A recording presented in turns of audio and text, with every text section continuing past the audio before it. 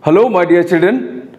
Children, in the class today, we are going to study motion over non-inertial inclined plane.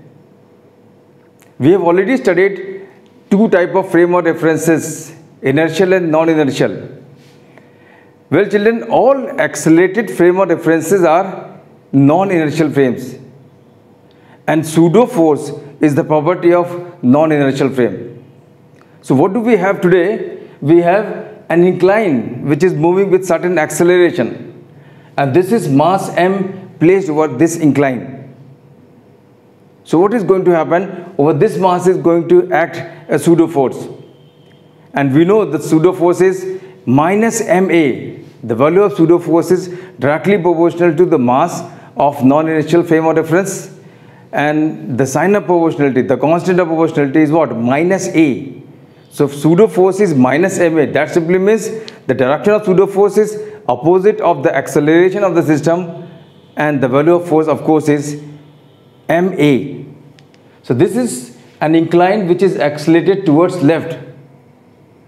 Therefore, pseudo force is going to act over this mass towards right, and the value of pseudo force is going to be what? Yeah, this value of pseudo force is going to be ma. Now, besides this ma, other forces are as usual, normal reaction, weight. So this is an additional force applied over this mass m. This is pseudo force. Now we are in position to apply Newton's laws for this mass moving over this inclined plane. So what are the other forces? We already know the other forces acting over the mass are what? Its weight, mg. And the third force which acts over mass is what? The normal reaction of the surface over the body. Remember, this is smooth incline, and the inclines are going to be rough only when we have studied friction. Well, so the three forces acting over this mass, over this incline are mg, n and ma. Ma is pseudo force. So, the two axes of interest which we are taking here are, number one is the axis along the incline, the other perpendicular axis is taken as perpendicular to the incline. So, these are two perpendicular axes of interest. The forces acting are what? mg, always vertically downward, normal reaction, always normal to surface. And the third force which acts is what? ma towards right. So these are the three forces acting with mass m. Yeah. This angle, by very simple geometry, we can see that is going to be theta. This is theta. This angle is 90 minus theta. This angle is going to be theta, as this total angle is 90. These are two parallel lines, and this is line intersecting these parallel lines. If this angle is theta, this angle is also going to be theta. So this ma pseudo force makes an angle theta from this axis, and this mg makes an angle theta from this axis. So mg and ma are neither along this axis nor along this axis. So the two forces which are not along any axis are mg and ma. So let us resolve these two forces. Once we resolve these two forces, what happens? This mg, yeah, I'm going to write down the components. This mg will have two components. One component would be here, that is mg cos theta. The other component of the mg would be where? Along the incline, down the incline, and that is going to be mg sin theta. This ma will have two components. One would be in this direction. This ma will have two components. One in this direction, that is what? ma cos theta, and other component would be in this direction, and that would be what? ma sin theta. So once we write down the components of the vector, we remove these vectors, because this vector is completely dependent by its components. Or when we write down the components of mg, we remove this mg, because the component represents this force mg. Now see, the forces acting over this point mass m, this mass m, which is placed here are like this.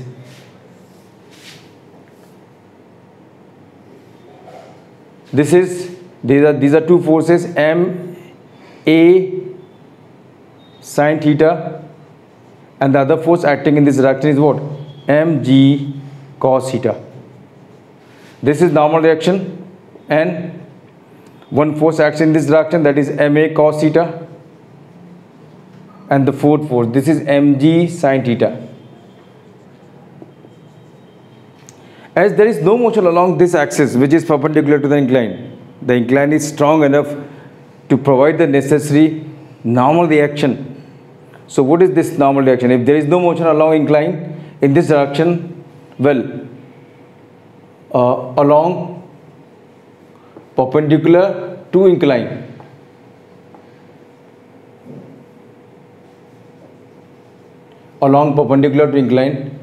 well, there is no net force because there is no motion. That means this N has to be equal to this. N is equal to the reaction, which is equal to what? M G cos theta plus A sin theta. This is normal reaction from the surface over body, which is more than mg cos theta. Well, this normal reaction is of no use right now, but it would be of great use once we study force of friction, because this normal reaction is going to decide the force of friction acting over the mass. Well, along this axis there are two forces, mg sin theta and ma cos theta. So along other axis, if mg sin theta is going to be equal to ma cos theta, that means there is going to be no net force along incline. This simply means, m will cancel out, and what do we get A as? We get A as g sin theta upon cos theta is what? G tan theta. So if there is no net force along this incline also, if there is no net force along incline, then the acceleration of the inertial frame has to be what? G tan theta. So with this acceleration which is called as critical acceleration, the mass m is at rest. Mass is at rest, or it is moving with constant velocity, and net acceleration of the mass is what? 0. And if acceleration happens to be greater than this, then what happens?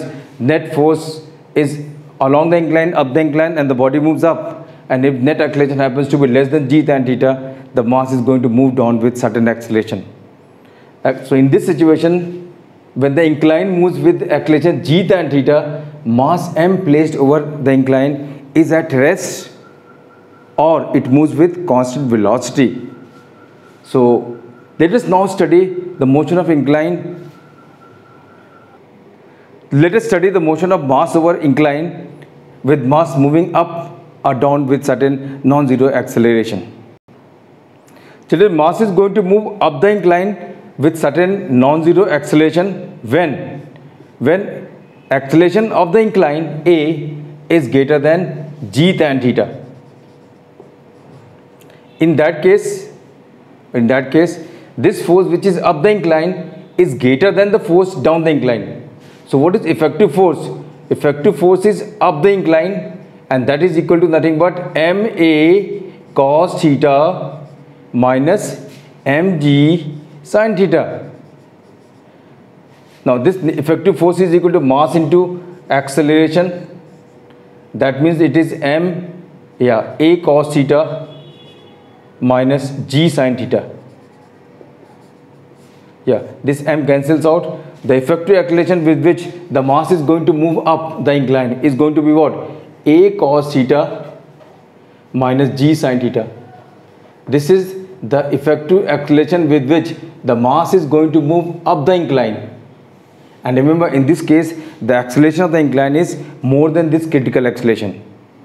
And the second situation is when the mass move down the incline with certain non-zero acceleration. And that is possible when the acceleration of the incline itself is what? Less than g tan theta. If acceleration of the incline is less than g tan theta, critical acceleration, in that case the mass is going to move down. Well, in that case, mg sin theta is greater than ma cos theta. So what is net force? Net force down the incline is going to be force down the incline mg sin theta minus force opposing it ma cos theta. As usual, this effective force is mass into effective acceleration. This mass cancels out, and what do we get? Effective acceleration. It is g sin theta minus a cos theta. This is the effective acceleration of the mass along the incline, down the incline, along the incline, down the incline. Yeah. So children, we are going to work out a numerical. Children, this is one of the unsolved numericals of very popular physics book, HCV, H.C. Verma, from Newton's laws. So the numerical is like this. This is a smooth incline. We have mass m lying over this smooth incline. The question is, what is m dash? What is m dash? We have to find out value of m dash. If small m is at rest, all surfaces are smooth. Small m is at rest and capital M is the mass of this incline. So we have an incline with capital mass, with mass as capital M, and small mass m is lying over its surface. The angle of inclination of the incline is theta, and this incline is connected with a string, inextensible massless string passing over a smooth pulley, massless and smooth, and this is mass m dash over the other end of the screen. Now the question is, what is this m dash so that this m placed over the incline is at rest? All surfaces are smooth in the question. Now see, this m over this incline is going to be at rest only when this incline moves towards right. This incline moves towards right with an acceleration a, and that a is what? G tan theta. We have just studied this. See, that is an incline. If the incline moves with an acceleration a, that is g tan theta, then mass m placed over the incline is at rest. So if this mass is going to remain at rest, in that case this incline has to be non-inertial frame, and its acceleration has to be g tan theta. If the acceleration of this incline is going to be g tan theta, then this incline connected with this massless inextensible string will also, this mass will also have the acceleration a is equal to g tan theta. The tension in the string is as usual away from the mass, away from the mass, away from the pulley. So that's how we are going to make the tension. We know all these things. So let us write down the net force acting over this mass. Acceleration of this mass is what? G tan theta. Net force acting over this mass m dash is what? This is m dash. Yeah. The free body diagram of this mass is going to be what? M dash g, and then T is the tension, and it is moving down with the acceleration A, that is equal to g tan theta. So what is net force over this mass? Net force over this mass is going to be what? In the downward direction, and that is going to be what? M dash g minus T. M dash g minus T is the net force, and net force is equal to what? Mass of the body into its acceleration. And what is acceleration? Acceleration is g tan theta, ma, that is m dash into g tan theta.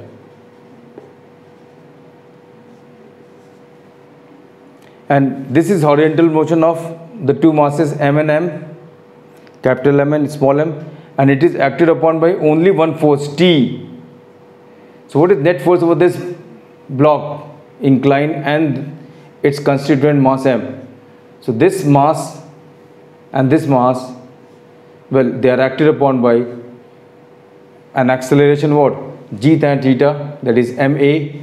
This is net force, and this net force is equal to T, or T is equal to m plus m times a. So what is this T? T is equal to the net force over this combined block, and this force is equal to mass m plus m into acceleration. What is acceleration? Acceleration is G tan theta. Why is the acceleration of this mass same as the acceleration of the incline? It is simply because the string they are connected with is inextensible. Inextensible. Now let us solve equation 1 and 2 for m dash. If we add 1 and 2, what do we get? This t dash cancels out. What do we get? M dash g is equal to m dash g tan theta plus m times g tan theta. We can see that this g cancels out from both the sides. This is m dash. Let us change the side of this term, which has m dash tan theta. M dash comes out to be common. We get 1 minus tan theta. And right hand side is what? M plus m times tan theta. Yeah, this simply means m dash is going to be what? M dash is going to be m plus m times tan theta upon 1 minus tan theta. This is the value of mass m dash. If mass m dash is equal to this much, then this mass is going to remain at rest. We can also write this as, this can also be written as m plus m. Let us shift this tan theta from here to here. So it becomes what? 1 upon tan theta is what? Cot theta minus 1. Now children, if incline, we have seen the incline moving towards left. Now if this incline is moving towards right,